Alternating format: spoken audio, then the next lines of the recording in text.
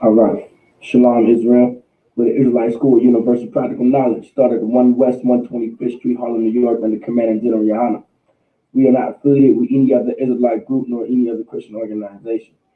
Right. Tonight's class is the Virginia's history class. It's the UPK's history class. It's very important for so-called blacks and Latinos and Native Americans to understand the history of our people. Like we're not going to be able to excel and to move on as a people if we do not know our history. And history plays a very important role within every community, within every society, in every nation. Like learning about history plays a very important part. If you do not know history, then you're not going to know what happened in the past, of course. Like that's naturally speaking. And you can learn from history. You understand? You can learn from the things that have happened in the past. You can learn from the things that have been done in the past. And that's why we say, Salaki, that's why we say in the Isupk, in the Israelite School of Universal Practical Knowledge, it's so important to understand history, specifically Black and Hispanic and Native American history. You understand? Like the Lord says, the things written aforetime was for our learning. You understand? And we're going to talk about the Native American history. Now, how many of y'all know? Now, I want to know how many of y'all knew that blacks and Latinos and Native Americans were God's chosen people? Did anyone know about this? How many of us knew? Like I want y'all to like and subscribe and share this video because we're going to get into the nitty gritty. We're going to get into the history of the Native Americans and the atrocities and the murder that happened to our Native American brothers. We're going to talk about brothers like Red Cloud and Sitting Bull and Geronimo. Like we're going to talk about these Native American chiefs and these Native American leaders that stood tall to fight against our oppressor. Like these are things that we're going to have to understand and learn and to abide, and we have to abide in this type of history and to learn this history. Like at one point in time, if you go into these reservations right now and you go onto these Native American reservations, you see the looks on our people and you see the visage of our people and you see the image of our people, the beat down, the destroyed, the weak looking, you understand? Because that's what was done to our oppressor. Our oppressor is the devil that the Bible speaks of, and they oppressed the Native Americans. They destroyed the Native Americans. They made our people weak. At one point in time, Native American men and the Native American people had strong brothers and strong chiefs that ruled the people like Red Bull and Sitting Cloud. So like it, Red Cloud and Sitting Bull. You understand?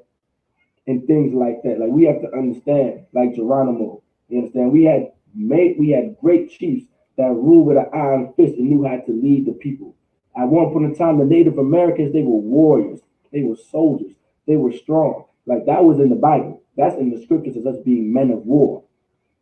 The power that the Native Americans served before our oppression, before we decided to worship other gods and idols, they served the God of the Bible. They spoke the Hebrew. They spoke the Lashawan Kodash. They wore fringes on their clothing. They lived in teepees, where would be tents, where would be tabernacles in the Bible. Like this was native. Listen, the Bible talks about Native American culture because this was their culture. This is where they got it from. And because of our oppressor oppressing our people, you understand? Because of our oppressor, like people like Thomas Jefferson and Andrew Jackson and George Washington, you understand? And John Adams and your Roosevelts, you understand? And your JFKs and your Ronald Reagans. Men like this, they came into this land, they came into the land of America, and they murdered our people by the thousands and the millions. They killed our people by pushing diseases on them like smallpox, you understand, and chicken pox, and all these type of diseases, you understand. And we were dying from them. We were being killed from them. Now, this is all in the Bible. This is all recorded, not just biblically, but recorded archaeologically too. All right. So if you guys also have any questions too, we're going to get into it. Like we're going to talk about the atrocities that happened to our people, and we're going to understand this real quick. So if you guys have any questions, we're going to bring up Buffalo Bill. We're going to bring up the tribal governments. We're going to talk about all these things. All right. Let's get Deuteronomy chapter 28. We're going to start there. Like the things that have happened to our people is because we were cursed from the Lord. Because we decided to serve other gods and we decided to serve idols and put gods up, we decided to raise up other gods and put idols up and put gods up before the God of the Bible, once we decided to do that, we became a cursed people.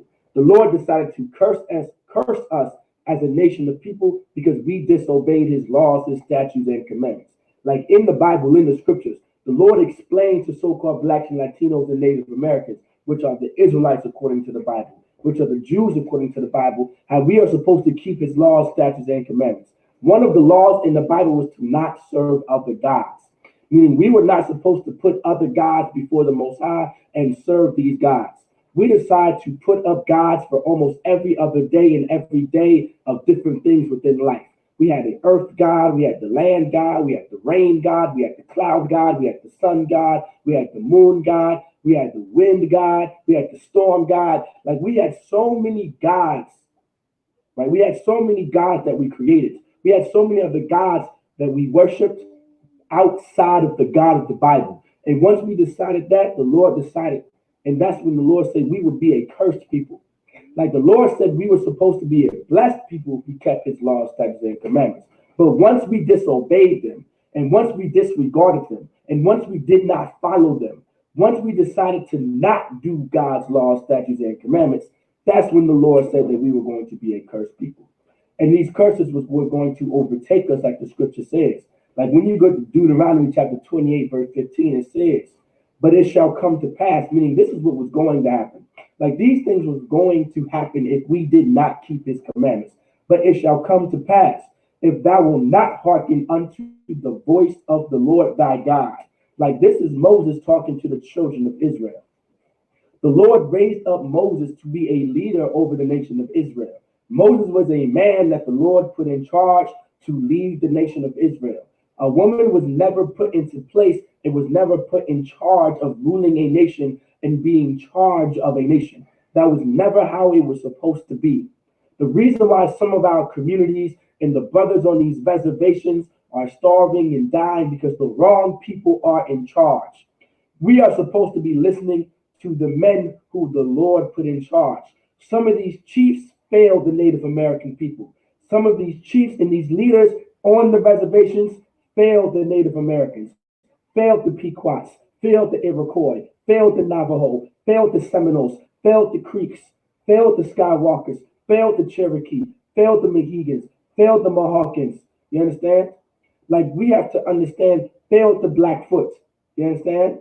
Failed the Comanche, failed the Apache. Like some of these chiefs and these leaders on these reservations failed the Native American brothers, man.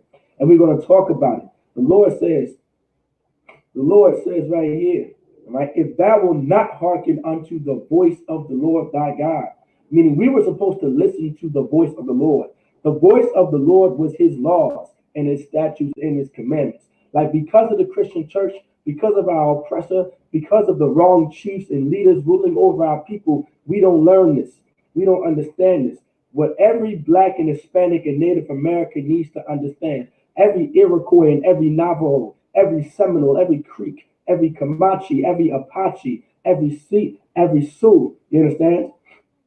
Like every Iroquois and Navajo and Cherokee and Blackfoot, you name it. Every last Native American, every last Nativo Americano needs to understand this. We need to come back to our culture. We have to put away these other philosophies. We have to put away these other gods.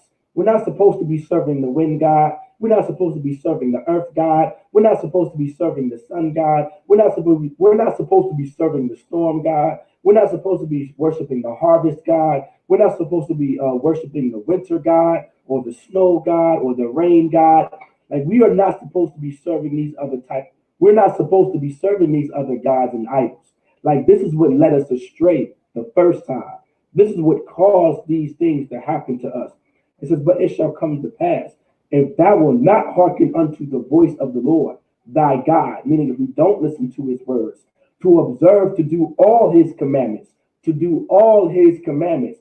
It says to observe to do all his commandments, not some. It says all his commandments, not just 10, all his commandments, not just the ones you feel like doing. It says all his commandments. That means not to eat pork, not to eat shrimp, not to eat lobster, not be a homosexual, not to be a lesbian. Like there was a lot of practices that the Native Americans, our people, took a custom of by following our oppressor and holding on to these other gods and started to place wickedness into the culture that we once had. Like if you look up the culture that the Native American had, you can find similar practices of the Native American culture in the Bible, like wearing fringes, like living in tents, understanding that a man has more than one wife. There was a Native American brother, he was a leader, he was a chief of the Native Americans, and he had like 6 to 7 wives. And of course, the Europeans and our oppressors did not agree with that. The brother, like our oppressor in America didn't agree with this brother having more than one wife. Like this was a common practice amongst the Native Americans, speaking Hebrew, you understand, being farmers and understanding agriculture. Like this was in our culture. This was the part of the customs, you understand? Like, right, and that's Most High in Christ by saying that too. Thanksgiving is the native Holocaust, you understand? The Thanksgiving massacre, and that's what we're going to talk about. Like we're going to understand how we separated from our culture and how we separated from customs and how we ended up the way we are today. Like the problem we have in these Native American communities and the Native American on these reservations and the Native Americans scattered throughout the ghetto and scattered throughout the Black community and scattered throughout the Latino community. You have to understand the Iroquois live in South Central LA.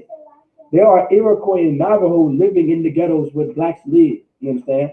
There are Iroquois and Navajo and Creeks and the descendants of the Comanche and the Apache and the Cherokee and the Mohegans and the Mohawkins live in the ghettos of America, lives in the Black Hispanics community, man, living in Chicago, living in New York, living in Harlem, you understand? Because we were scattered abroad within America too because of the Trail of Tears, because of our oppression and the taking of our lands.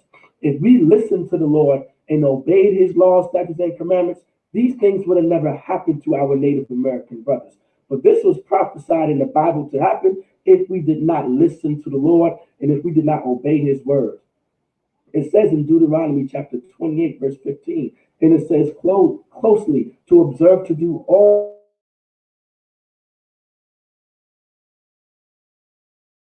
humanity is lesbianism. And most of all, learning how to be separate.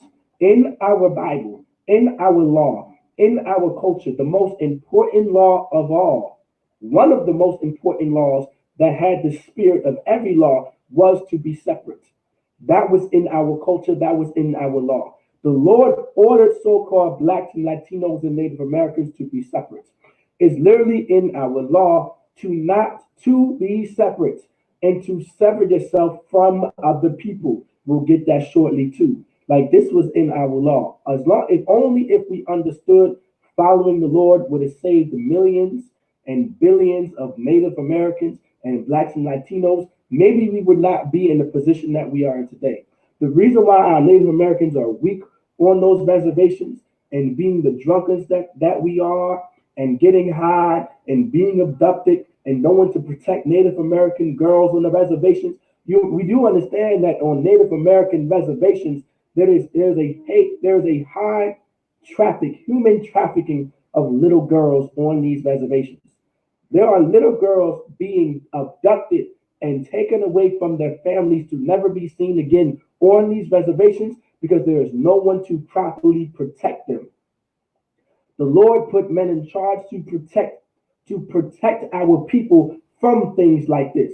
The reason why our little girls on these reservations are not being protected the way they are because the wrong men are in charge. Those chiefs and the tribal governments and those people that our oppressor put in charge of the reservations are failing the Native Americans, and they're failing the Iroquois, and they're failing the Navajo, and they're failing the Mohawks, and they're failing the Mohegans, and they're failing the Cherokee, and they're failing the Pequots, and they're failing the Seminole, and they're failing the Creeks, and they're failing the Muskegee, they're failing the Blackfoot, they're failing the Apache, they're failing the Comanche, they're failing the Sioux.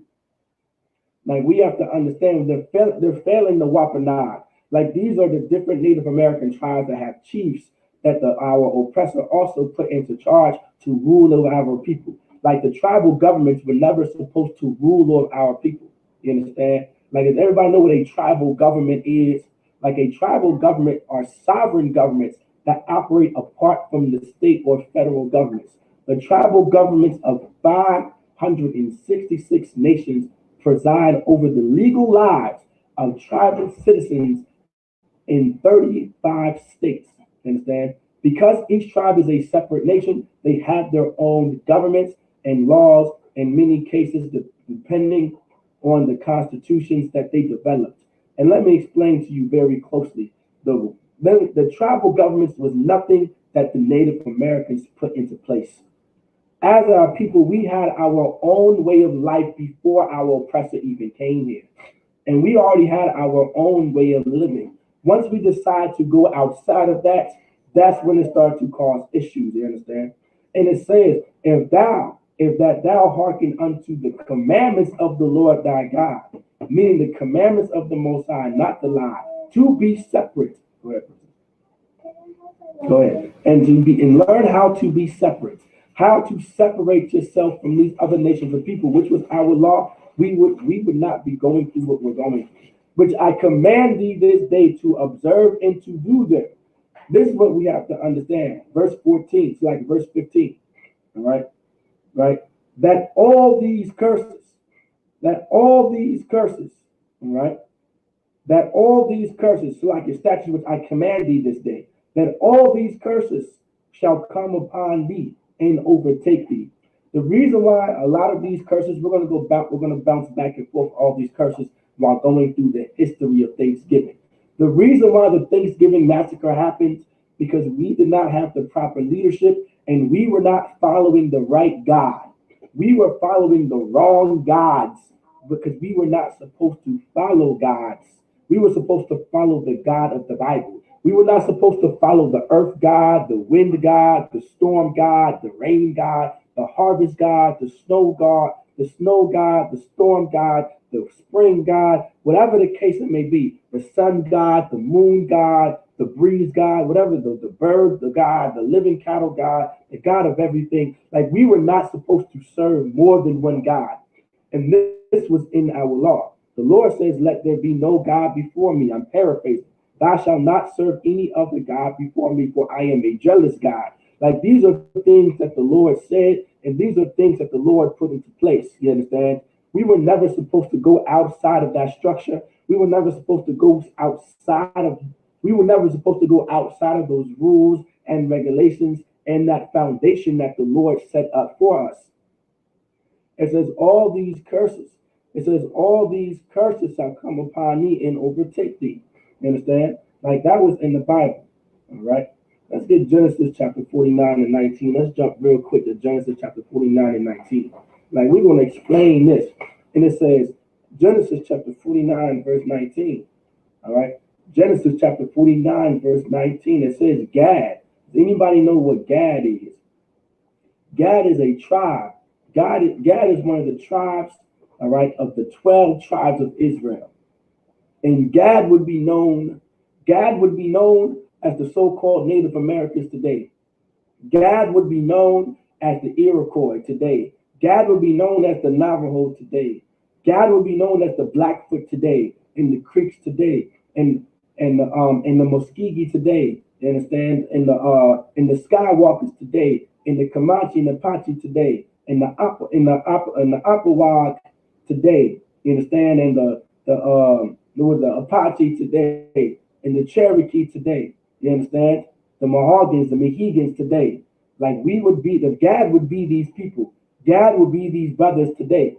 And it says Genesis chapter 49 verse 19, Gad, which is one of the 12 tribes of Israel, would be the so-called Native Americans today, the Nativo Americanos. Gad, a troop shall overcome him. Like this is what was going to happen to our people. It says a troop shall overcome him. Like does anybody understand a troop shall overcome him? What does it mean to overcome something? Does anybody know what does it mean to overcome something? Overcome something means you're going to overthrow, you're going to overpower, you are going to control. It says a troop shall overcome him, meaning there's going to be a troop, all right? A troop that overcomes Gad. There's going to be a troop. Let's go to the Trail of Tears. Anybody know anything about the Trail of Tears and Andrew Jackson? All right. Anybody know about the Trail of Tears and Andrew Jackson and what happened? All right. The Trail of Tears and the Indian Removal Act. Like this was a very, very terrible event, and the gruesome things that this would happen when it comes to the Trail of Tears. Like this is something God forsaken awful. All right, and let's get it.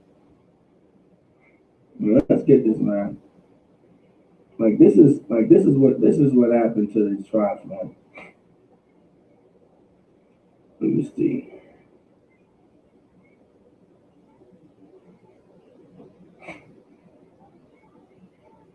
And this is just a little bit of it right here.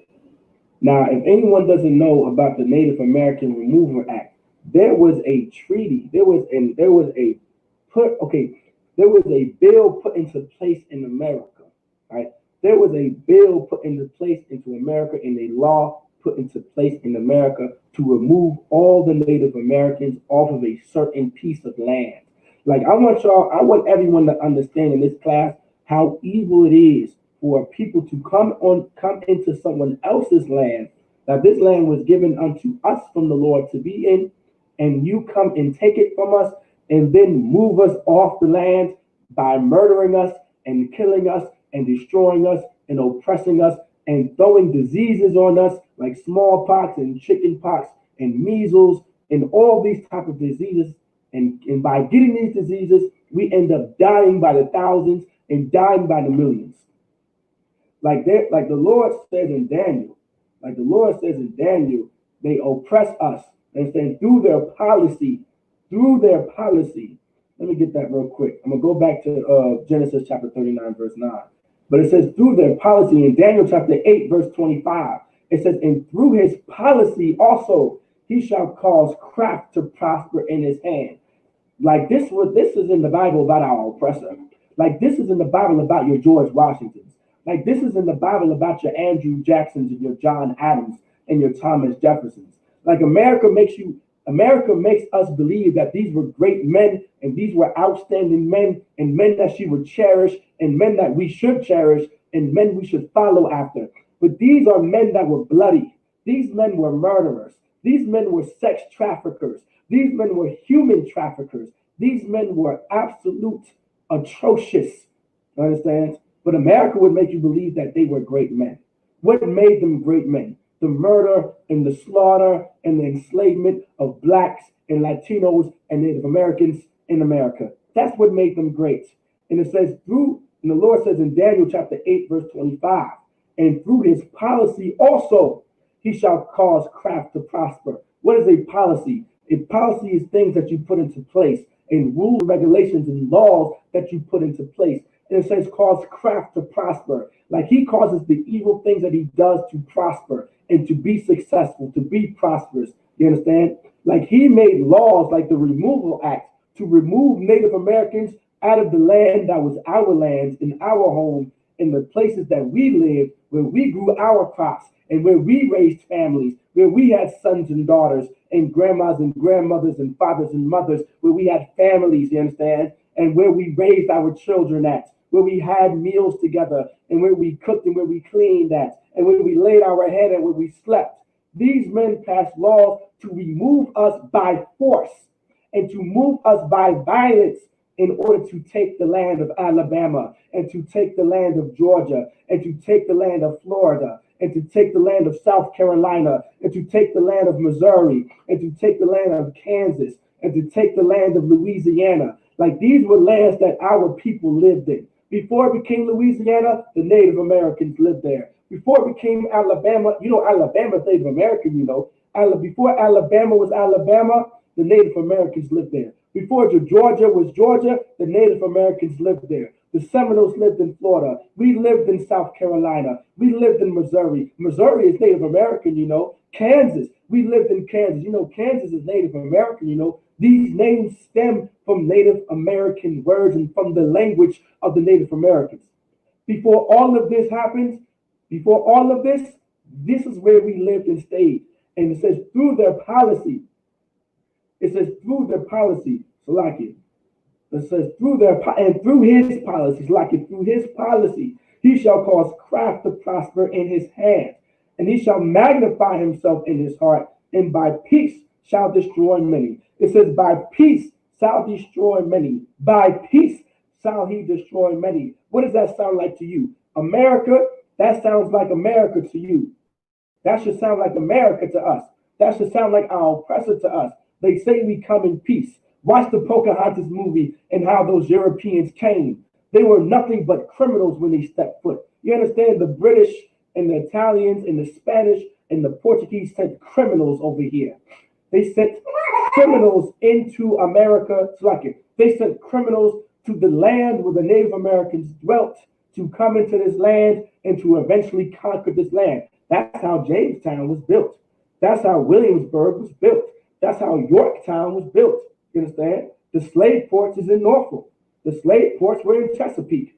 Some of the slave ports was in Newport News. Why do you think the water is surrounded in the Norfolk and Newport News area? Like these were slave ports. Why do you think there's so many shipyards in the Hampton Roads area? Because these were shipyards and these were ships and ports where they dropped off the slaves. That's what the Harbor Fest is about. You understand? Like this is criminal. The Lord says it says right here, and by peace shall destroy many. Our oppressor came in peace, so to say, but there was war in his heart. Like these are so many scriptures throughout the Bible to understand how wicked our oppressor is and how he beguiled our people and tricked our people by being peaceful, but there was war in his heart. Do you understand? Like these are precepts throughout the Bible. We may not get to them all, but we want to get to the nitty gritty and the history of Thanksgiving and Buffalo Bill and the murder of the Pequot Indians and the Trail of Tears. And by peace I'll destroy many. You understand? By peace our oppressor came to the Americas. In peace that they say that they want to get along. By peace, you understand, they learned our culture. By peace they learned how to grow corn. By peace they understood how the seasons work in the Americas. By peace they understood how to harvest. By peace they understood how to live through the winter. By peace they understood how to navigate through the land. By peace is how they learned all of this. By peace they learned different type of medicines to heal their people. By peace shall destroy many. It says to destroy many by giving our people smallpox. To destroy many. So like it shall destroy many by giving our people smallpox. Shall destroy many by giving our people chicken pox. And shall destroy many by throwing disease blankets on our people. Shall destroy many by giving us measles. Destroy many. Like this is what happened to our Native American brothers. This is what happened to the Iroquois and the Navajo and the Skywalkers and the Cherokee and the Comanche and the Apache and the Wampanoag, and the Pequot. You understand? Like this is what happened to the Native Americans, man. Like this is what happened to the Gadites, would be the so-called Native Americans today. Shall destroy many. He also stand up against the prince of princes, but he shall be broken with our hand. There's going to come a time where our oppressor is going to be broken and destroyed. Let's go back to Genesis chapter 49, verse 19. In Genesis chapter 49, verse 19, and it says, Genesis chapter 49, verse 19, a troop shall overcome him. There's going to be a troop that overcomes our people, man. And through the policies that they created in the laws, this is how they made a troop overcome our people. They sent a military general into the land of the Native Americans to murder and to slaughter our people by the thousands. It says the forced removal of the Cherokee people. The Cherokee nation rejected the Treaty of New Echota. As a result, between May 1838 and March 1839, federal soldiers. It says federal soldiers and state militia rounded up 16,000 Cherokees. 16,000 Cherokees from Tennessee. One second, Princess. 16,000 Cherokees from Tennessee, Georgia, Alabama, Tennessee, Georgia, Alabama, and North Carolina, taking them to stockades and forcing them to get on boats and then march to Indian Territory, present-day Oklahoma. Now, you wonder why all the Native Americans, the majority of the Native Americans are in Oklahoma. If you ever had a conversation with anyone from Oklahoma and you are in Oklahoma, 9 times out of 10, you are Native American. Oklahoma is nothing but Native Americans. You understand? A lot of our people that live in Oklahoma are Native American. They may be, some of them believe that they may be Black and Latino, and there's nothing wrong with believing that because we are all the same people. You understand? Go ahead, Priscilla. Don't worry about it. Do not worry about it. Not right now. All right. Don't even worry about it. Okay. Just relax. Okay. All right.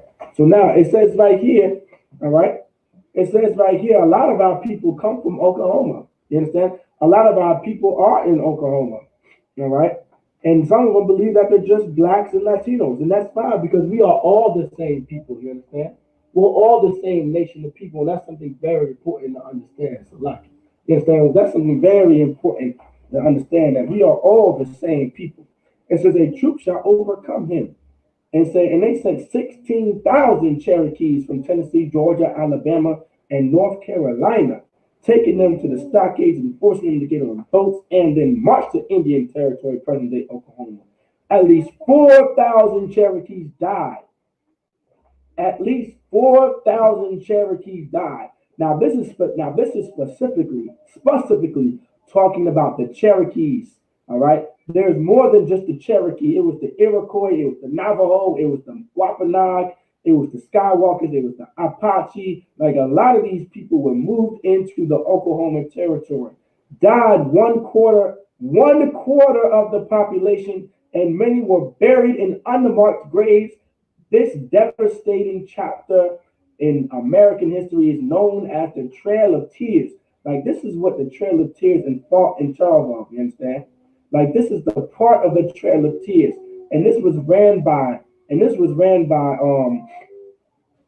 Andrew Jackson, taking place in the 1830s. The Trail of Tears was forced and brutal relocation of approximately 100,000 indigenous people belonging to Cherokee, Creek, Chickasaw, Choctaw, and Seminole, among other nations, living between Michigan, Louisiana, and Florida to the land west of the Mississippi River. Motivated by golden lands, Congress under President Andrew Jackson passed the Indian Removal Act by a slim and controversial margin in 1830. The Cherokees resisted removal through every possible means. Even Chunaluska, who had saved Andrew Jackson's life in the Battle of Horseshoe Bend, traveled to Washington to plead the Cherokees' cause, but Jackson would not see him. Like, this is how evil our oppressor is. You can save our oppressor's life in battle, and he will not give a damn about your people. He's still going to brutally and force you by violence to get you out of the land that he wants. You understand? He passed a treaty. He passed a law. I just got the scripture through his policy. He did this, man. Like, let's get more about the Trail of Tears, you understand? And the brutal outcome of the Trail of Tears. Like, this is something we're going to understand. All right, let's get more about Andrew Jackson, Trail of Tears, and get that brutal history, you understand? That brutal history of the Trail of Tears. There's so much information about this. There's so much information right here. Let me see.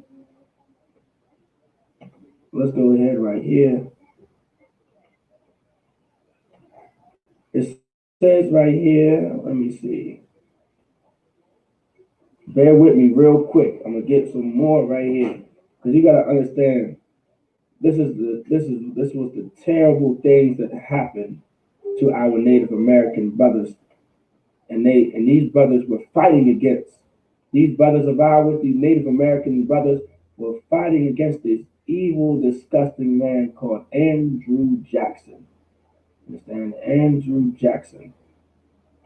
And he passed treaties to get here. There's going to be some more information right here.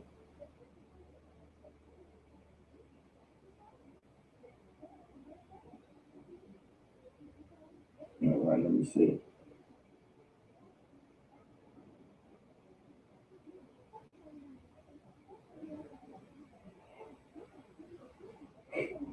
And some of these brothers, by the way, they were enslaved and put into captivity as well.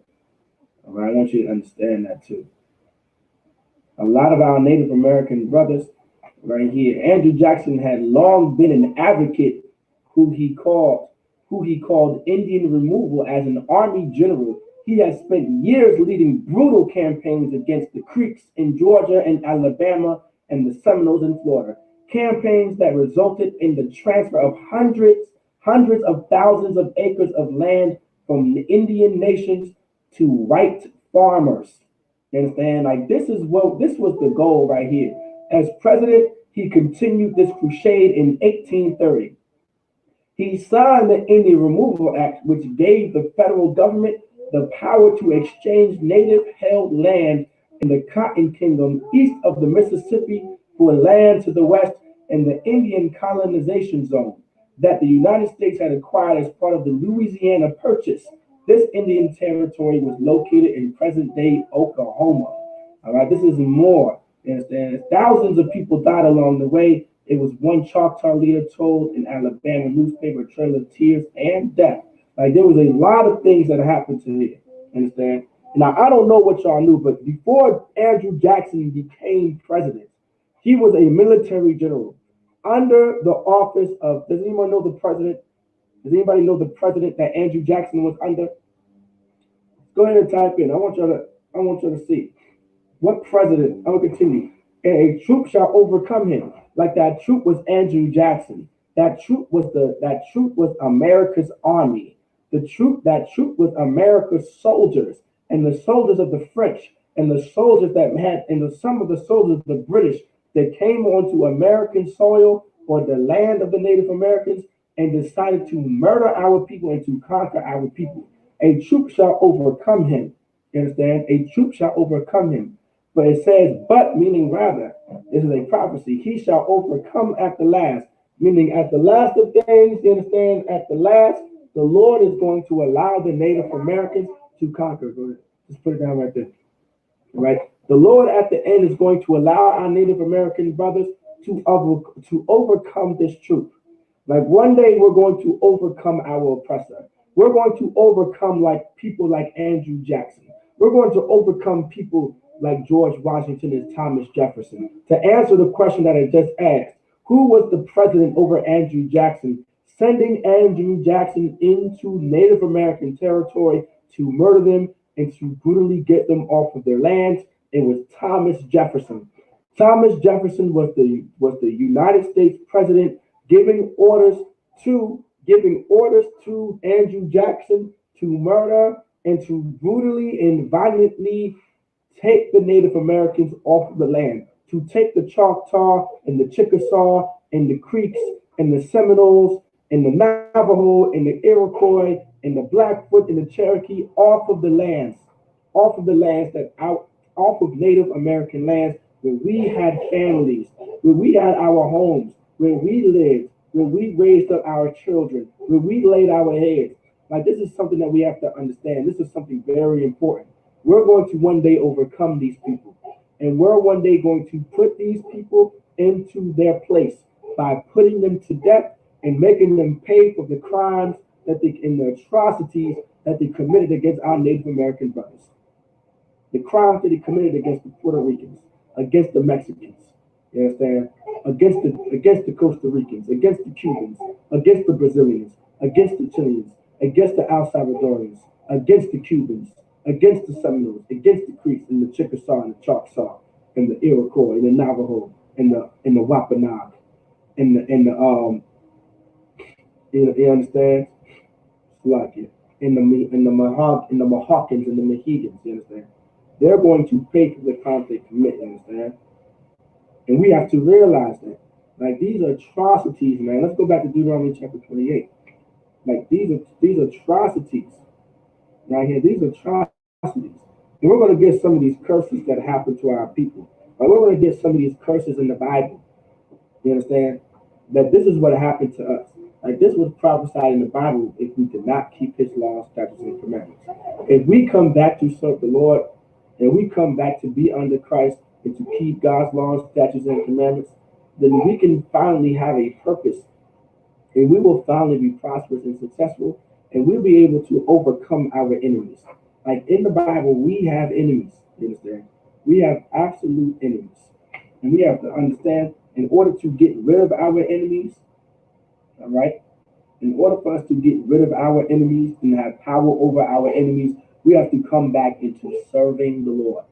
If you are Iroquois and Navajo or Wampanoag or whatever the case may be, or Creek and Seminole and Choctaw or Chickasaw, you are to come back to serve the Lord and to keep his laws, statutes, and commandments. We are no longer allowed to worship this rain god and this storm god, this snow god, this wind god, this harvest god, the sun god, the moon god, the rain god. Like we are no longer to serve these other gods. Like this is the same reason why a lot of our Latino brothers and sisters, I'm saying our Latino brothers end up being overcome the very same way, because we were worshiping all these other gods and not worshiping the God of the Bible. Is a very important thing. So let's get Deuteronomy chapter 28. All right. And let's get verse 31. All right, let's get 31. All right. In Deuteronomy chapter 28, verse 31. Like this is one of the curses in the Bible for not keeping God's laws, statutes, and commandments. Like in the Bible, how many of y'all knew that some of these things that are happening to us today in the ghetto, in the community, in our cities, in Chicago, in Atlanta, in South Central LA, in Tulsa, Oklahoma, in New York, in Harlem, in Jersey City, in the Hampton Roads area, in DC, you understand, in Baltimore. A lot of these things are happening to us where we live and where we stay is because we are not serving the Lord and we are not keeping his laws, statutes, and commandments. When we decide to serve other gods and eat pork, eat shrimp, eat lobster, and not learn how to be separate from these other nations of people, this is the things. This is what happened. Where we made a mistake at right here. We made a mistake by making covenants with these other nations of people. Before I get this, my bad, before I go to Deuteronomy chapter 28, verse 31, let's get Deuteronomy chapter 7, verse 3. All right, Deuteronomy chapter 7, verse 4, I believe. Verse 4. Like verse 2. And when the Lord thy God, Deuteronomy chapter 7, verse 2. And it says, and when the Lord thy God shall deliver them before thee, thou shalt smite them and utterly destroy them, and thou shalt make no covenant with them. It says, thou shalt make no covenant with them. It was in our law to not make covenants with these other nations of people. There's another precept, I believe it's in, I want to say Exodus. Let me see. Bear with me 1 second. There's another precept somewhere in Exodus. Right, to not make, Exodus chapter 23, verse 32. Thou shalt make no covenant with them, nor with their gods. It says, thou shalt make no covenant with them. Like we have to understand, the Lord gave a law in the Bible to not make a covenant with these other nations of people and to not make treaties and agreements with these other people. And this was one of our downfalls. And this was one of our failures as a people, as Native American soldiers, as Native American warriors, as Native American chiefs. Like we had chiefs, all right? Being a chief is in the Bible. Like being a chief comes from Israelite culture. We had chiefs of the tribes in the Bible. To have a chief of a tribe, that came from the Bible. Like this is how you know this was part of, like this is how you know Native Americans and the Iroquois and the Navajo and the Wampanoag and the Cherokee and the Blackfoot and the Creek and the Chickasaw and the Choctaw and the Seminoles. We are God's chosen people. We are the Israelites according to the Bible. Like to be a chief, that comes from Israelite culture. No one else had chiefs. We had chiefs. That was our culture. Where can you find a chief? It's in the Bible. They were chief of our tribes. Just like there was chiefs of the Iroquois, the Navajo, the Chickasaw, the Choctaw, the Cherokee, the Creek, the Wampanoag, the Pequot. Like these were things in the Bible, man. We get our culture from the Bible. And it says right here, thou shalt make no covenant with them. Like this was in our law. And once we decided to make covenants with them and make agreements with them and make treaties with them, this was our downfall as a people. We were taught by the Most High Power and the God of Israel and the God of the Bible to be absolutely separate. We were never supposed to make covenants and agreements and treaties with these people. You understand? And let me explain something. Let me go a step further. Every treaty we ever made with our oppressor and every treaty we made with George Washington, every treaty we made with John Adams, every treaty we made with Thomas Jefferson, whatever treaty we made with Andrew Jackson, whatever treaty we made with the United States presidents and the Congress and the senators and the governors, they went back on every one. They broke every last treaty. We made hundreds and hundreds of treaties with these people, and they broke every last one. That's because they're wicked. That's because they're evil. That's because they're backstabbers. That's because through their policy they create craft to prosper. You understand? And by peace they shall destroy many. By peace shall they destroy many. Like these are the words in the Bible. Like this is what the Lord said. By peace. We think making treaties with them and by holding hands with them and being peaceful with them, that this was going to better us as a people. But instead, they took all of our land and murdered us by the thousands and murdered us by the millions and took our homes where we raised our children, where we had mothers and where we had fathers and grandfathers and grandmothers and sons and daughters and uncles and aunties. They were killed and murdered in the front of our faces and dragged across the country and took the land, and we got a piece of it, not even a quarter of the land that we had. All of America was ours before our oppressor came, and we don't even have a quarter of the land that we once had. All of Alabama was Native American. All of Tennessee was Native American. All of Kansas and Missouri was in Louisiana and Florida and South Carolina and North Carolina was Native American. The majority of the United States of America was Native American, and we were pushed into a little city. We were pushed onto a reservation where we're being starved to death, where drugs are being pushed into, where we're getting high out of our mind, liquor being pushed into it and being drunk about our mind because of our oppression. Our little girls are being abducted by the hundreds, by the thousands, because we don't have the right leadership in charge, because we don't have the right men in charge to protect us from things like this. Our oppressor can come into our cities and come into our reservations and take our little girls and human traffic them and sex traffic them to never be seen again. You understand? These are curses in the Bible. These are things that our Native American brothers and sisters are suffering in on those reservations because we decided to not serve the Lord, but to serve other gods and allow ourselves to be under the authority of another nation of people by making covenants with them, by making treaties with them, and making agreements with them. In return, they murdered us. In return, they took our land. Like these are things in the Bible. All right, let's go back to Deuteronomy chapter 28, verse 31 real quick. Deuteronomy chapter 28, verse 31. We're going to get about, this is Buffalo Bill in the Bible right here.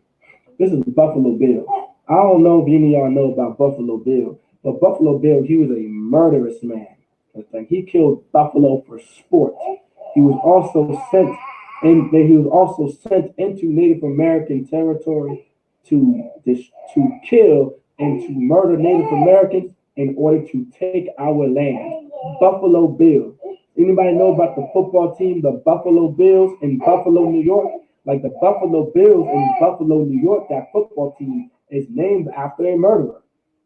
It's named after an absolute genocide, a genocide killer, a serial killer. Like that's exactly the Buffalo Bills football team is named after. You thought the Redskins was a problem. They made a big deal about the football team, the Redskins, talking about how this is so derogatory towards Native American brothers. Well, if that's the case, what about the Buffalo Bills? The Buffalo Bills is derogatory for sure. What about the Cincinnati Chiefs? Like this is derogatory, man. Like they take our culture and they get rich off of the oppression of the Native Americans. The Cincinnati Chiefs, like this was like the Cincinnati Chiefs, the Redskins, the Buffalo Bills, they get rich off of the oppression of the Native Americans. They get rich off of the oppression of the Iroquois and the Chickasaw and the Choctaw and the Cherokee and the Seminole and the Creeks and the Apache and the Comanche and the Wampanoag and the Pequot and the Mohawkins and the Mohegans, you understand? They get rich off of the oppression of our people, man. And here's Buffalo Bill in the Bible right here. Now we're going to talk about Buffalo Bill in the scriptures. Deuteronomy chapter 28, verse 31. It says, thine ox It says thine ox. Anybody know what a ox is? Does anybody know what an ox? A ox is usually known as a animal, right? An ox is a animal, and usually it's a dumb animal. It's a animal that you're supposed to be able to guide and to be able to herd. You understand? That's what a ox is. And it says thine ox, like a ox was used for cattle. An ox you was able to use an ox for many things. You were able to use an ox to farm. You understand? To farm the land. Like you were able to plow the land by using an ox. You would also use an ox for its hide, so you can be warm in the winter. You can use an ox for many things. You have to understand a lot of things that the Lord put into place and gave us as a people was to help us survive as a nation of people. And an ox was a very key part into the survival of the Israelites. And it says thine ox, because an ox gave you food, an ox gave you clothes, ox gave you a tool, gave you tools to use to eat with. Like if you killed an ox, you can take the bones of an ox and make spoons, make forks, make bowls. Like this is what you would do with an ox. You can take an ox and put it on a plow, and it will plow the land so you can seed the ground, so you can seed the land, so you can grow your fruits and your vegetables and harvest your corn. Like an ox was used for many things. Like an ox was very useful in Israel. It says thine ox. You get clothes from an ox, the hide, leather. You can get belts from an ox. It says thine ox shall be slain before thine eyes. An ox. Does anybody know that comes from the family of an ox? Like a cow. Guess what comes from the family of an ox? You have something called the buffalo. You understand? It says thine ox shall be slain before thee. In the America, in North Carolina, South Carolina, the state of Virginia, all right, Maryland and Jersey and Pennsylvania and Connecticut, and let's go to Missouri and Tennessee and Alabama and Louisiana and Florida and Georgia. You understand? These are where Native Americans lived and dwelt. And the buffalo was very important to Native Americans, man. The buffalo were important to the Iroquois. The buffalo were important to the Navajo and to the Skywalkers and to the Wampanoag and to the Seminoles and to the Choctaw and the Chickasaw and the Creeks and the Muskogee. You understand? The buffalo was very important to the Native Americans, to the Comanche and the Apache. You understand? Like the buffalo is very important to the Native Americans, to the Cherokee. Listen, you have to understand, to the Pequot. You understand? Like the buffalo is very important to the Native Americans. And it says Deuteronomy chapter 28, verse 31, thine ox shall be slain before thine eyes. This is what happened to the Native Americans. Our ox was slain in front of our eyes. That was the buffalo. The buffalo played a very important part to Native American culture. That's where we got our clothes. That's where we got our blankets. That's where we got our sweaters. That's where we got our jackets. That's where we got our food. That's where we got our spoons. That's where we got our forks. And that's where we got our carpets. That's how we were able to make our tents. It says, thine ox shall be slain before thine eyes. Like the buffalo was something very important to the Native American people, to all of the Nativo Americanos in America, throughout the United States of America. Thine ox shall be slain before thine eyes. Like this is what happened to the Native Americans. The buffalo was slain in front of our eyes. The buffalo was our source, our resource to survive. At one point in time, if you took away the ox from an Israelite, you took our resource of surviving. The ox was a great survival tool to have in the nation of Israel. I just got finished breaking it down. We got our bowls from an ox. We got our spoons and forks from an ox. You would take the bones of an ox and take the bones right from the ox and make utensils and make forks and knives and spoons. Like this is how things were created back in the day. Bowls were created from the bones of an ox. You understand? Jackets and vests and sweaters and carpets and linen, all types of stuff. Not linen, so to speak, but all types of stuff. You understand? To keep you warm through the winter. An ox played a very important part. Well, the buffalo played a very important part in Native American culture. By taking away the ox, you took away our resources.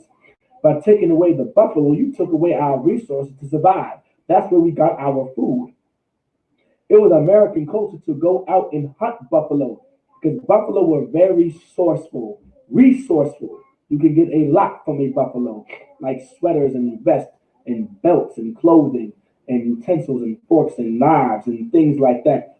And food, make you bison burgers and buffalo burgers and all that type of stuff. Like that was a part of our culture. You can get a lot of stuff from the buffalo. The Native Americans survived by eating the buffalo, by herding the buffalo. Wherever the buffalo were, Native Americans were not far away from it. That was their food supply. It says, thine ox shall be slain before thine eyes. Like this is Buffalo Bill in the Bible. And let's get Buffalo Bill, man. Let's get Buffalo Bill right here.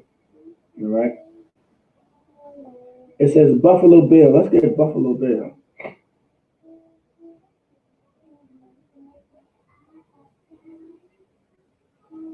Let me see. Let me get straight.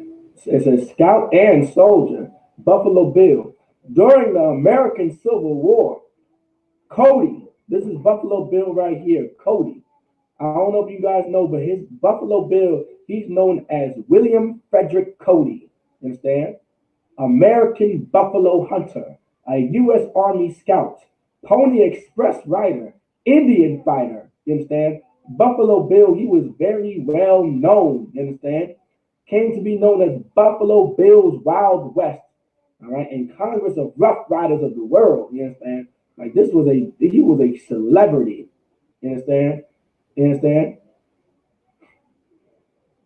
It says right here, Cody's father, Isaac, moved his family from their farm near LeClaire, Iowa, on the Mississippi River to Kansas, where he operated a trading post near the Kickapoo Indian Agency.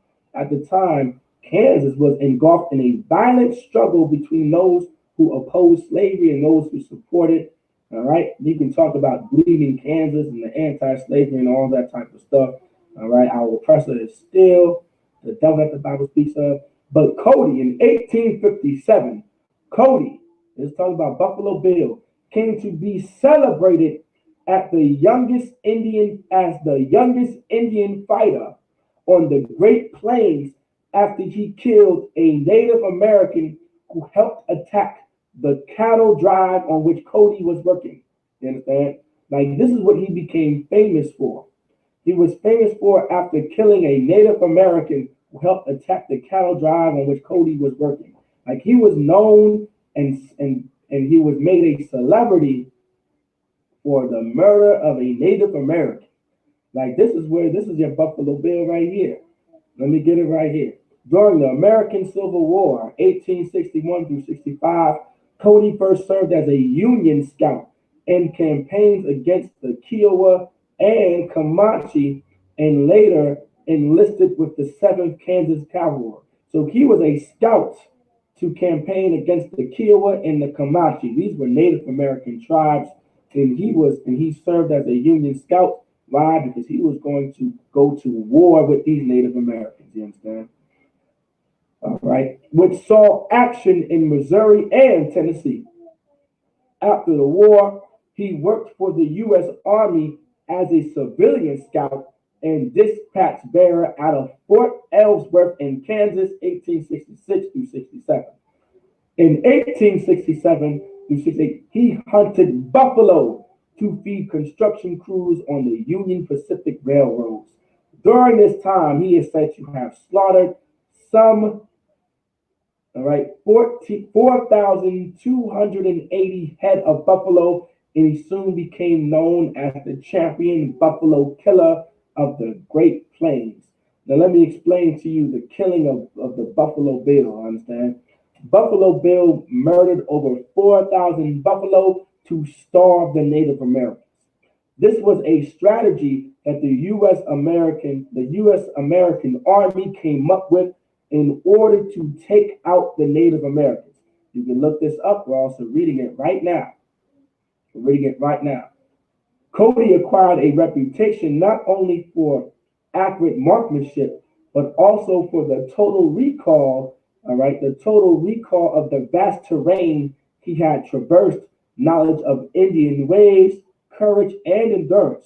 He was in demand as a scout and guide, mostly for the U.S. 5th Cavalry, throughout much of the government's attempt to wipe out Indian resistance to settlement of the land west of the Mississippi River.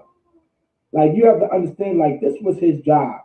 He was murdering these buffalo, and he was killing these buffalo in order to starve out the Native Americans, to kill them, all right, and to starve them out. Let me continue reading. Let me see right here. It says right here, the buffalo, the wild, they made a show after this man. You understand? Like this is Buffalo Bill. Buffalo Bill was a killer, he was a murderer, you understand? He starved out the Native Americans by killing all the buffalo. This is what Buffalo Bill was known to be, a murder of buffalo. And this is why they did it. Because if you kill all of the buffalo, you are taking all the resources that the Native Americans have. And this was a way to conquer the Native Americans and to starve them out by starving them and then eventually making them weak so you can attack them and kill them and push them to the west. And this is how they ended up in Oklahoma. This is how they got all the Native Americans out of Alabama, out of Kansas, out of Missouri, you understand? Out of Tennessee, out of Louisiana, out of Florida, out of Georgia, out of South Carolina. Like this is how our oppressor did it. He killed all the buffalo and murdered the majority of the buffalo to starve the Native Americans. The buffalo are almost damn near now extinct because of our oppressor, because of men like Buffalo Bill. Like this is the Lord says, thine ox shall be slain before thine eyes, and thou shalt not eat thereof. Like the buffalo was something that we would eat. The buffalo was our resource and one of the sources we had of food. Like this is how we prepared meals for our families. We hunted buffalo in order to eat the buffalo and make buffalo burgers and buffalo stew and buffalo platters. You understand? Like this is how we would eat of the buffalo because this is how we survived. Like this was a curse in the Bible if we did not keep his laws and commandments. Like this is Buffalo Bill in the Bible. Thine ass shall be violently taken away from before thy face. Like a lot of things that we were using to harvest the land, like the Native Americans had asses. I don't know what you know, but an ass is like a donkey. And a donkey or like a mule is used to carry water and to also plow fields. Now you would use an ox to plow a field, but there's a certain way a ox plows a field, and there's a certain way a ass plows a field. And there's different ways to plow a field. And you would use an ox to plow the field this way, and you would use an ass to plow a field this way. And you would use an ox to plow this field this way because you're growing certain crops here. And certain crops need to be plowed by an ox in order to grow. Some crops don't need as much plowing, and you would use an ass to plow the field, and you can grow certain crops this way. Like the Native Americans understood how to grow corn, how to grow vegetables, how to grow fruits in America, how to survive into winter. Like these are the things that our oppressor used against us. That's why it says in the Bible, through their policy, they created craft. Through their policy, they created craft. And by peace, they shall destroy many. Like this is why Daniel chapter 8, verse 25 says these things. And thou shalt not eat thereof, for thine axe shall be violently taken away from thy face. Violently, meaning we were murdered, we were killed, diseases were thrown on us, like smallpox and chickenpox and the measles and all these type of diseases, violently taken away from before thy face, and shall not be restored to thee. To this day, our oppressor has passed laws and rules and regulations and administrations You understand? And legislation against the Native American people, and we have never been restored what was taken from us. Since to this day, go to Oklahoma, go to the Iroquois, go to the Navajo, go to the Wampanoag, go to the Cherokee, go to the Pequot, go to the Comanche, go to the Chickasaw, go to the Kiowa, go to the Sioux. You understand? Go to the Mohegans, go to the Mohawkins, go to the Native Americans, and see if we were ever given what was taken from us. The Lord says this was a curse in the Bible, and shall not be restored to thee. None of these things were restored to thee. The buffalo, our ass, our crops, our vegetables, our land, nothing was restored to us. Thy sheep shall be given unto thine enemies, and thou shalt have none to rescue them. Like this was in the Bible, man. Like we have yet to be rescued. That's why Christ said there's ones of this fold that I shall also bring into the fold. You understand? That's in let's get John real quick. John chapter 10. Let's get John chapter 10. I want to say verse 16. That's why Christ said in John chapter 10, verse 16, and other sheep I have, which are not of this fold, them also I must bring, and they shall hear my voice, and there shall be one fold and one shepherd. Like this is why it's so important to teach our Native American brothers and our Native American sisters that Christ died for them. So we can one day be restored what was once taken from us.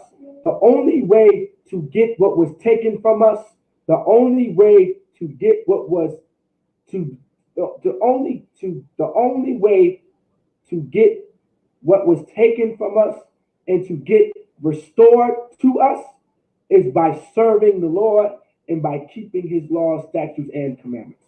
That is the only way. That's why Christ has said in John chapter 10, verse 16, and other sheep I have which are not of this fold. This is talking about the Native Americans. This is talking about your Puerto Ricans and the Cubans. This is talking about your Mexicans. This is talking about your Peruvians. This is talking about your Chileans. This is talking about your Brazilians. This is talking about your Navajo and your Iroquois and your Skywalkers. This is talking about your Choctaw and your Chickasaw. You're saying your Choctaw, it's like your Choctaw and your Chickasaw and your Cherokee and your Creek and your Muskogee and your Seminole, you understand? And your Mohegan and your Mohawken and your Blackfoot and your Pequot and your Wampanoag. Like this is what they're talking about right here. This is what they're talking. The Sioux, not the Seahawks, it's called the Sioux. You understand? Like this is what they're talking about right here. This is what they're talking about. This is what Christ is talking about right here. You thought that Christ died for blacks, Hispanics, and Native Americans. You understand? And we have to pay very close attention to these things, man. Like these are the atrocities and the terrible things that happen to our people, man. And let's talk about the Thanksgiving massacre. I think this is all we've been waiting for, man. Like this, let's talk about the Thanksgiving massacre, which was the murder of our people and the murder of the Native Americans, man. Let's talk about it. Let's get Deuteronomy chapter 28.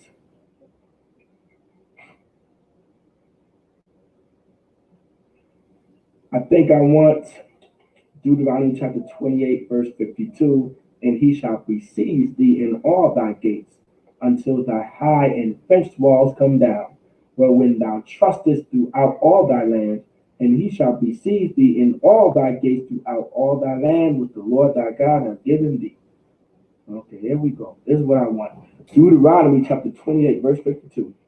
Let's talk about the Thanksgiving massacre. The Thanksgiving massacre. We're going to talk about Thanksgiving. Let's talk about Thanksgiving right here. All right.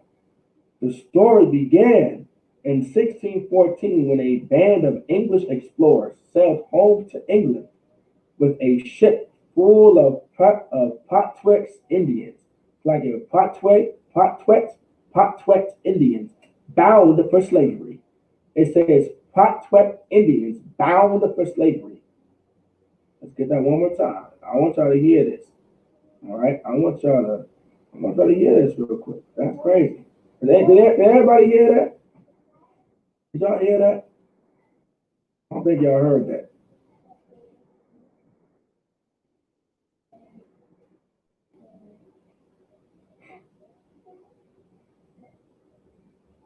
All right. All right. If you don't know what this is, a band of the WAPA. This is the Wapanada Confederation. All right. Let's see.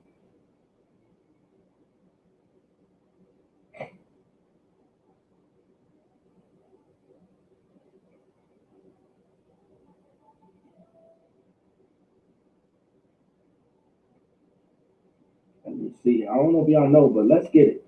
I don't know if y'all know what the Patois, but the Patois, all right, the Patois, all right, were wiped out by a series of plagues that decimated the indigenous peoples of the southeastern New England in the second decade of the 17th century. The 17th century. You understand? All right. The epidemics which swept across the New England and all right, the Canadian Maritimes between 1614 and 1620 were especially devastating to the Wampanoag and the neighboring Massachusetts, with mortality reaching 100% in mainly mainland villages. When the Pilgrims landed in 1620, all the Patois except all right, the Tuscanum had died. The plagues have been attributed variously to smallpox and leptospirosis and other diseases. Like this is what happened to our people. I'm going to give a brief summary of what happened, all right, to the to the not the Pequot. We didn't get there yet, all right, but the Patois Indians, all right, the Patois Indians bound for slavery, all right, and they were taken into slavery. By the way, slavery, bound for slavery. The Native Americans went into slavery too. They left behind smallpox, which virtually wiped out those who had escaped. By the time the Pilgrims arrived in Massachusetts Bay, they found only one living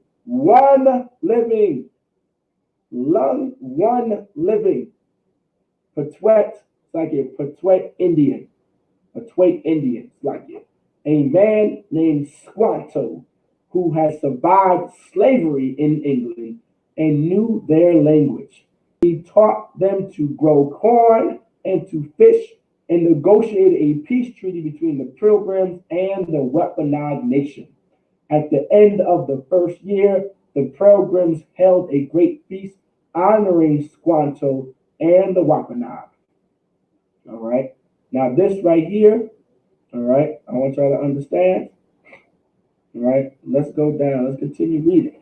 But as the word spread in England about the paradise to be found in the New World, religious zealots called Puritans began arriving by the boatload. I don't know if you guys know who the Puritans are, but I say this all the time, like the Jesuits and the Puritans, they came and slaughtered the Native American brothers and they slaughtered the Latino brothers and sisters by the thousands and millions, by the way. All right, let's continue. And the Puritans, you understand? It says the Puritans began arriving by the boatload, finding no fences around the land. Finding no fences around the land. The Puritans came and they found no fences around the land. Here we go. Deuteronomy chapter 28, verse 52. And he shall besiege thee in all thy gates. The Lord said, he shall besiege thee. He shall besiege thee in all thy gates. Who is the he? That's talking about our oppressor. That's talking about the Puritans. That's talking about them Jesuits. That's talking about those pilgrims. That's talking about those colonizers. That's talking about our oppressor. That's talking about those British. Those talking about those English. Those talking about those what was that brother with Pocahontas? What was that brother? John something. John Smith. This is talking about your John Smith. You understand? This is talking about that criminal John Smith. This is talking about our oppressor like your Andrew Jackson and your Thomas Jefferson and your John Adams, and your George Washington, and he shall besiege thee in all thy gates, until the high and fenced walls come down. You understand? You understand? It says, until thy high and fenced walls come down. We did not have fences in as Native Americans. We didn't have that many tall fences and barriers. And here's why. Wherein thou trustest throughout all thy land. We trusted the little protection that we had because we understood we were men of war, we were warriors, we were soldiers, we would protect our people. We didn't have real tall fences, but we did have barriers. We did have kind of a defense system to protect ourselves from any known enemy, right? Even if it was amongst ourselves. That's another problem our Native American brothers had. We was fighting against ourselves and we were turning on our people, you understand? And that was the Lord, you understand, because we did not want to keep his laws, statutes, and commandments. That's why Christ had to come and say, love thy neighbor as you love thyself. If the Native American brothers and sisters loved, if we loved each other the way we would love ourselves, tribes wouldn't be fighting against other tribes. But let's not get too far off topic. We're talking about the Thanksgiving massacre. All right. And it says right here, all right, thy fence, finding no fences around the land. They considered it to be in the public domain, joined by other British settlers. Here you go. Here's the he besieged thee. Here goes, and he shall besiege thee in all thy gates. Here's another one, the British settlers. They seized land. It says, he shall besiege thee in all thy gates. They seized land, capturing strong young natives for slaves, for slaves, for slaves, for slaves. The Native Americans were put into slavery. Right? I want every brother and sister to know when the Puritans came and the British came and the Pilgrims came and the Jesuits came and the Portuguese came and those Catholics came and those evil Christians came and they conquered our people and they enslaved the Navajo and the Iroquois and they enslaved the Pequot, you understand? And they enslaved the Wampanoag and they enslaved the Cherokee and the Choctaw and the Chickasaw and the Creek and the Muskogee and the Seminole, you understand? And he shall besiege thee in all thy gates, native or slaves, and killing the rest. But the Pequot nation had not agreed to the peace treaty Squanto had negotiated, and they fought back. They fought back, and that was a good spirit to fight back, man, because these people were not going to honor these treaties whatsoever. The Pequot War was one of the bloodiest Indian wars ever fought. The Pequot Wars was one of the bloodiest Indian wars ever fought because they understood that these men and the Puritans and the British and the Pilgrims and the Jesuits and these people were evil and wicked men, and they were just going to kill us and give us other diseases anyway. They already wiped out the Native Americans in New England. They already wiped out the majority of the Native Americans in Massachusetts. So the Pequot Indians are like, whoa, man, no, I'm not going to have these Squanto crazy. These Pequot thought Squanto was crazy. They must have thought Squanto was out of his Native American Pequot mind and out of his Wampanoag mind for trying to make a treaty with these people. They just, listen, out of his Wampanoag mind, he was out of it. You know why? You know why the Pequots fought back? Well, sorry there, Squanto, but Squanto, I don't know if you realize, Squanto, but you are the only Squanto left out of all of your tribe. And you want us to agree with these people? You want us to hold hands with these people and make a treaty with these people. You are the only Petwet Indian left. You're the only Wampanoag left. Everyone only knows Squanto because you're the only one that didn't die from all of these diseases that these people put on us. And you want us to agree with that? No, we're going to go to war. And that was the right spirit. You understand? But you got to understand, if the Lord is not with us, The Lord is not going. If the Lord is not with us, we're not going to win these wars. We were serving other gods. We had the wind god, the earth god, the sun god, the moon god, the air god, the wind god, the rain god, the snow god. We had so many gods of everything. We were worshiping idols. We were worshiping animals. We were worshiping the seasons. Like as Native Americans, we went so far away from our culture, from serving the Most High. The Lord was not going to be with us. That's why it says, "A troop shall overcome thee." You understand? But because Christ returning, but when Christ returns, that's when we shall overcome. All right. That's why when Christ said in John chapter 10, all right, there's other sheep that are not of this fold. Now Christ was breaking this down perfectly for a reason. Let's continue reading. In 1637, near present-day Groton, Connecticut, over 700 men, women, and children of the Pequot tribe had gathered for their annual Green Corn Festival, right? Which is our Thanksgiving celebration. So this is where the Thanksgiving celebration comes from, right? From the Green Corn Festival. Anybody know what a Green Corn Festival is? It's a festival, all right, during the harvest season, right? Or during the season that you're in now, the Green Corn Festival. All right, let's get it real quick. Let's get the Green Corn Festival. All right, this was mostly done by the Cherokee, by the way, but the Green Corn Festival was celebrated by many Native Americans in one form or another. The early people were very grateful for their harvest. This festival was held in late summer or early fall when the corn they had planted had ripened on the stalk. Okay, this was right here, the Green Corn Festival. Now, do not quote me on this, but I'm gonna look more into it. But this was our culture comes from the Bible. We have something very similar to the Green Corn Festival, dealing with the harvest, which is the Feast of First Fruits. And we would give our best everything that we've harvested to the Lord. You understand? It is not a shock that the Native Americans had a festival very similar to the Feast of First Fruits in the Bible, because it was Native American, it was Israelite culture to do something like that.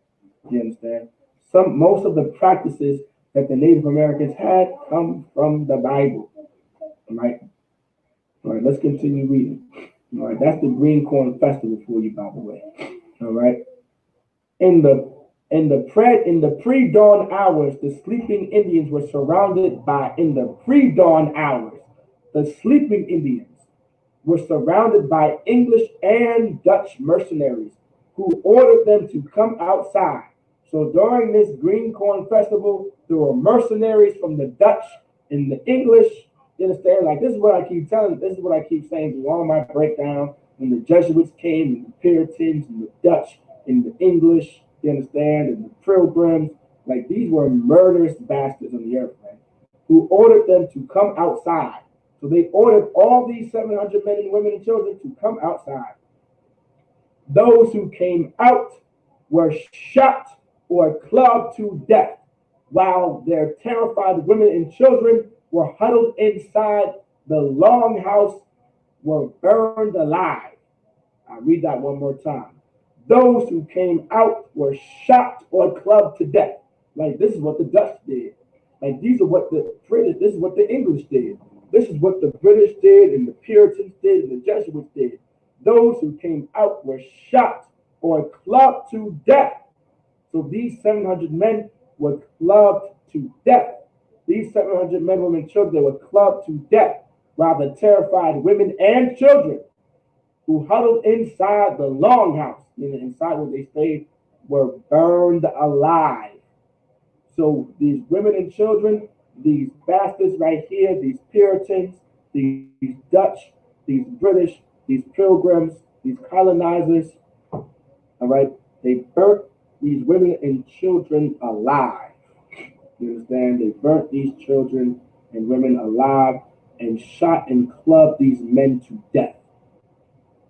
The next day, the governor of Massachusetts Bay, all right, colony declared a day of thanksgiving because 700 unarmed men, women, and children had been murdered.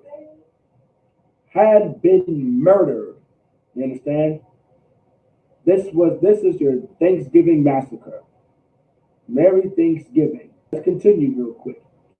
Cheered by their victory, the brave colonists and their Indian allies attacked village after village. Women and children over 14 were sold into slavery while the rest were murdered. Boats loaded with as many as 500 slaves regularly left the port of New England. Bounties were paid for Indian scalps to encourage as many deaths as possible. So they used our people and pinned our people against each other, and look where it turned us out to be. We have absolutely nothing for turning on our brother. That's why the Lord said, love thy neighbor as you love thyself, and love God with all thy heart. That's why the Lord said to not make treaties with them and to not make covenants with them. Like, these were orders from the Lord, man. You understand? Like, this is your Thanksgiving. Thanksgiving was the murder of 700 men, women, and children. The men were shot and clubbed to death, all right? And the women and children were burnt alive. Now, how many of y'all want to celebrate Thanksgiving now? How many of y'all are going to take the trip to celebrate Thanksgiving now? I know. Y'all gonna go and get grandma's good sweet potato pie and that good old banana pudding and that good old cranberry sauce. I know. Y'all's gonna maybe get a pumpkin pie. I don't know if anyone does pumpkin pie. That might be a white people thing. To like it. That might be our oppressors thing. Y'all might try to get that stuff in and those good old yams. Let's not forget about that swan and that ham. Y'all about to munch down on Thanksgiving, huh?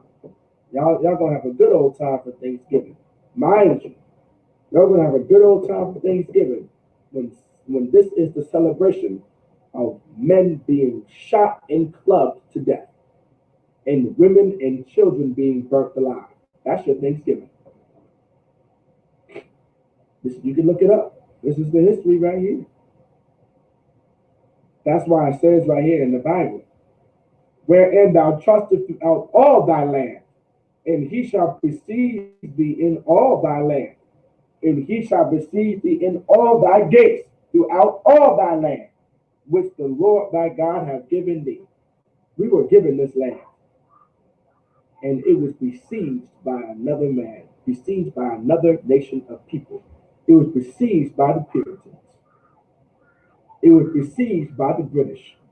It was besieged by the English. It was besieged by the Dutch, by the Jesuits, by the Pilgrims. You understand? By our oppressor, by people like George Washington and Thomas Jefferson and John Adams and Andrew Jackson. Like, this was the murder of our people, man. This is your Thanksgiving celebration right here, and the Lord is against it. Get one scripture, man. Let's get Amos. Let's get Amos.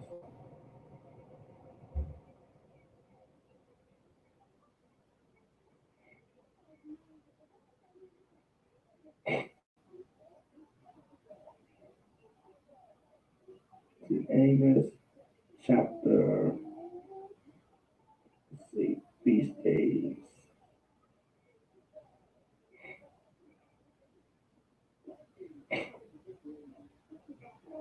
Let's get Amos chapter 5, verse 21. Right, Amos chapter 5, verse 21. I hate, this is coming from the Lord right here, and I'm going to end it with this right here. Like, this is of the Lord right here. The Lord said, I hate, I despise your feast days. I hate, I despise your feast days. I hate, I despise your feast days. Like, there's a reason why the Lord hates our feast days. We have come to realize there are days that we are not supposed to be celebrating. The Lord is against so-called blacks and Hispanics and Native Americans celebrating holidays like Thanksgiving. Why would you want to celebrate a day that is about the murder of your brothers? Like this day of Thanksgiving, the Thanksgiving massacre was about a group of Dutch and British calling men outside to be shot and clubbed to death. And then the women inside and the children inside being burnt alive. Imagine your daughter and imagine you holding your daughter and you're being burnt alive. Imagine watching your husband being shot and clubbed to death for no reason at all. It says, by peace shall they destroy many. Like this is in the Bible. By peace shall destroy many. Like this is what happens to this is what our oppressor does to us. It says, I despise your feast days. The Lord hates and despises thanksgiving. And the Lord is against thanksgiving. And I will not smell in your solemn assemblies. I will not smell in your solemn assemblies like Thanksgiving. I won't smell that pork that you're cooking and those chitlins and those pig feet. I'm not going to smell those sweet potato pies and those apple pies that you're making and that cranberry sauce and that stuffing. The Lord is not. The Lord said, "All right, will not smell. I will not smell in your solemn assemblies." The Lord isn't going to smell in these assemblies that you decided to follow and to adhere to because of your oppressor. How evil is it for you to follow a feast day and to follow a holiday that's about the murder of your brothers and your sisters? Imagine imagine going to another country and someone celebrating the murder of the 3,000 Americans that were murdered during 9/11. That is equivalent to everybody in America celebrating the murder of 700 Native American men, women, and children. This is recorded in history. This is what happened. That's why the Lord says, I will not smell in your solemn assemblies. Do you understand? The Lord is against Thanksgiving. The Lord is against us celebrating Thanksgiving. 700 men and women and children murdered and is being celebrated to this day. Men were shot and clubbed to death, and women and children burnt alive. Merry Thanksgiving.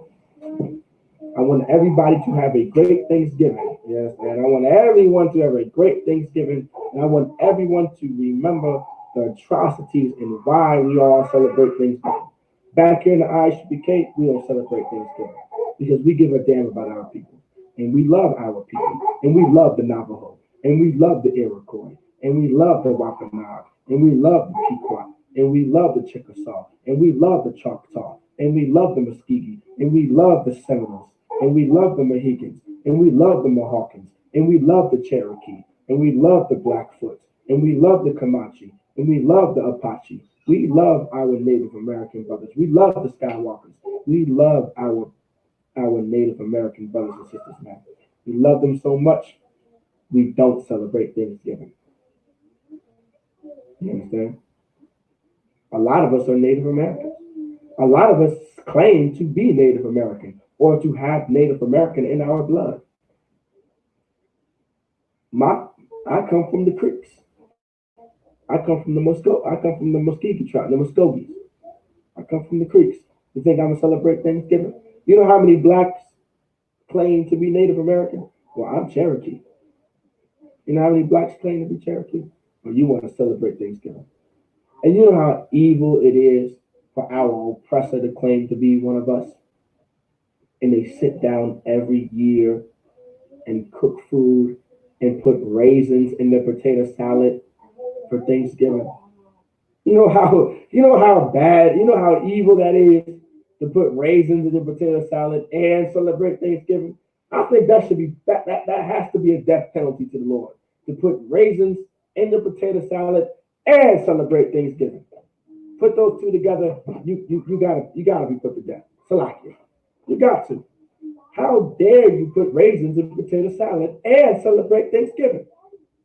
The Lord has to put you to death now. You understand? Our oppressor is evil and wicked, and he shall pay for the crimes and atrocities he committed against our Native American brothers and sisters. All right.